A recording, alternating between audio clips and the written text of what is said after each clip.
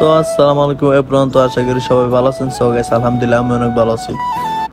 তো আজকের এই ব্লগটা হচ্ছে যে আমাদের প্রবাসী জীবন কিরকম কাটতেছে সেটা নিয়ে। তো আজকে আমার ডিউটি শেষ। তো আমার ডিউটি শেষ করার পরে যে আমি আমার বন্ধুরে বিচারতে আছি।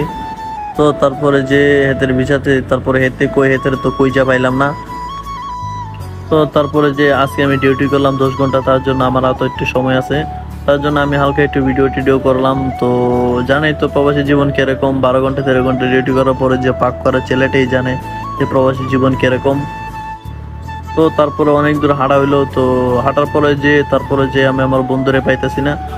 তো আজকে আমার বন্ধুরে পাইলে আমার বন্ধুর কপালে আজকে শুনি আছে।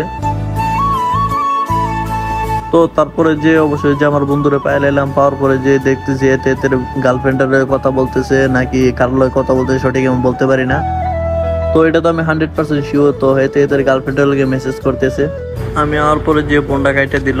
তো তারপরে হেতে আমার দিকে বলছে মুসকে একটা হাসি মেরে দিচ্ছে। তারপর বলছে শুনি কপালটা ভাই চাই গেছে না, আমি আজকে এদের কি করলাম তো আপনারা তো জানেনই।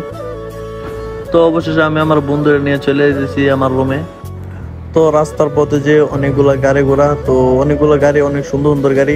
তারপরে যে আমার বন্ধু বলতে তো আমার একটা সেলফি তো, তারপর আমিও সেলফি নেওয়ার জন্য যে প্রস্তুত হয়ে রয়েছি। তো এতে গাড়ি চেকার পরে যে আমি একটা সেলফি তুললাম, এতে রাতে 2টা আপেল তো এটা নিয়ে খেলামেলা করতে। তারপরে বলতে যে দুই একটা ভিডিও কর। তারপর আমিও একটা ভিডিও করে নিলাম। তো ভিডিও করার পথে যে রাস্তায় চলার পথে আমার রুমের চাবিটা দিয়ে দিতেছি, এতে বলতেছে এই চাবিটা তোর গাড়ির। তো হয়তো মনে করো জয় গাড়ি বা মনে করো ওই গাড়ি আয়না দিয়ে দেখে এদের মুখটা কতটা সুন্দর হয়েছে। তো আজকে যে রাস্তা দিকে যাওয়ার পরে যে অনেক মজা হইতেছে, কারণ আমি আমার বন্ধু যে একলগে ডিউটি শেষ করার পরে যে হেতের গার্লফ্রেন্ডের কথা বলছিল, আর আমি ওই দিক দিয়ে ভিডিও করতে করতে শেষ, মানে হেতের লাগে হেতের বিচারে পাই না। তারপর হেতেরে পাওয়ার পরে যে হেতে দেখো আপেল দিয়ে খেলামেলা করতেছে বাচ্চা পোলাবানের মতন। তারপর রুমের দিকে চলে যেতেছি। চলে যাওয়ার পরে যে এরকম একটা বাড়ি দেখলাম যে মনটা জুড়াই গেল। তো হেতে ভাবতেছি হেতের এটা বাড়িটা। তারপর আমি একটু ভিডিও করে নিলাম, না এটা আমার বন্ধুর একটা বাড়ি, এটা আমার হক আছে, আমি আমার বন্ধু বাড়ির মধ্যে যাইতে পারো।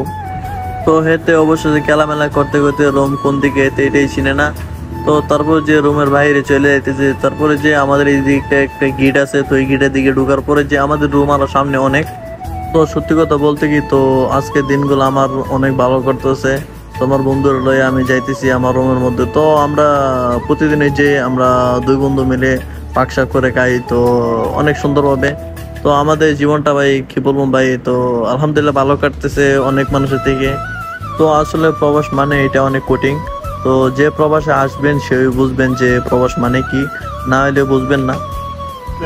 তো ওকে ভাই ব্রাদার, সবাই ভালো থাকবেন। ইনশাআল্লাহ নেক্সট ভিডিওতে কথা বলবো।